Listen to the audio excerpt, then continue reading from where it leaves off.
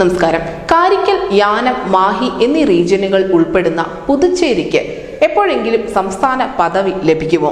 ഇത്തവണ ലോക്സഭാ തെരഞ്ഞെടുപ്പിൽ ബി.ജെ.പിയും കോൺഗ്രസും നേരിട്ട് ഏറ്റുമുട്ടുന്ന പുതുച്ചേരിയിലെ ഏറ്റവും പ്രധാനപ്പെട്ട തെരഞ്ഞെടുപ്പ് വിഷയങ്ങളിൽ ഒന്ന് പ്രദേശത്തിന്റെ സംസ്ഥാന പദവി തന്നെയാണ്. സിറ്റിംഗ് എം.പിയും മുൻ മുഖ്യമന്ത്രിയുമായ വി വൈദ്യലിംഗവും നിലവിലെ ആഭ്യന്തര മന്ത്രിയായ എ നമശിവായവും തമ്മിൽ കൊമ്പ് കോർക്കുമ്പോൾ അതിന് പിന്നിൽ NR കോൺഗ്രസിന്റെ ത്യാഗം കൂടിയുണ്ട് എന്ന് നമ്മൾ മനസ്സിലാക്കേണ്ടിയിരിക്കുന്നു. കാരണം പുതുച്ചേരിയിലെ ഭരണകക്ഷിയായ NR കോൺഗ്രസ് ബി.ജെ.പി സഖ്യം ഇത്തവണ ലോക്സഭാ ടിക്കറ്റ് ബി.ജെ.പിക്ക് നൽകാൻ തീരുമാനിക്കുകയായിരുന്നു. ഇതോടുകൂടിയാണ് പുതുച്ചേരിയിൽ കോൺഗ്രസും ബി.ജെ.പിയും തമ്മിലുള്ള ഒരു നേരിട്ടുള്ള ഏറ്റുമുട്ടലിന് കളമൊരുങ്ങുന്നത്.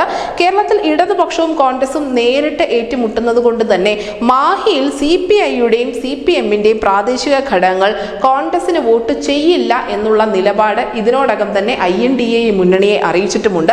അതേസമയം പുതുച്ചേരിയിലും കാരിക്കലിലും യാനത്തും ഇവരുടെ പിന്തുണ ഉണ്ടാകുകയും ചെയ്യും. DMK, VCK, ഇടതു പാർട്ടികൾ എന്നിവരുടെ പിന്തുണയോടുകൂടിയാണ് കോൺഗ്രസ് പുതുച്ചേരിയിൽ വോട്ട് തേടിക്കൊണ്ടിരിക്കുന്നത്. ബി.ജെ.പിയുമായി തങ്ങൾ സഖ്യത്തിനില്ല എന്നുള്ള തീരുമാനമെടുത്തതോടുകൂടി അണ്ണാ DMKയും ഇവിടെ തെരഞ്ഞെടുപ്പ് രംഗത്ത് വളരെ സജീവമാണ്. തെരഞ്ഞെടുപ്പ് രാഷ്ട്രീയത്തിൽ ഒരു പുതുമുഖമായ തമിഴ് വൈന്ദനാണ് AIADMKയുടെ ഇവിടുത്തെ സ്ഥാനാർത്ഥി. അങ്ങനെ നോക്കുമ്പോൾ ബി.ജെ.പിയും കോൺഗ്രസും AIADMKയും ഉൾപ്പെടുന്ന ഒരു ശക്തമായ ത്രികോണ മത്സരത്തിന് തന്നെയാണ് പുതുച്ചേരി സാക്ഷ്യം വഹിക്കാൻ പോകുന്നത്. 3 സംസ്ഥാനങ്ങളിലായി ചിതറിക്കിടക്കുന്ന പുതുച്ചേരി സ്ഥാനാർത്ഥികൾക്ക് വലിയ തലവേദന സൃഷ്ടിക്കുന്നുണ്ട്, പ്രത്യേകിച്ചും പ്രചരണ രംഗത്ത് ഉൾപ്പെടെ. കേരളത്തിലെ മാഹി, തമിഴ്നാട്ടിലെ കാരക്കൽ, ആന്ധ്രയിലെ യാനം എന്നിവിടങ്ങളിൽ ഓടി നടന്നാണ് ഓരോ സ്ഥാനാർത്ഥികളും വോട്ട് തേടിക്കൊണ്ടിരിക്കുന്നത്.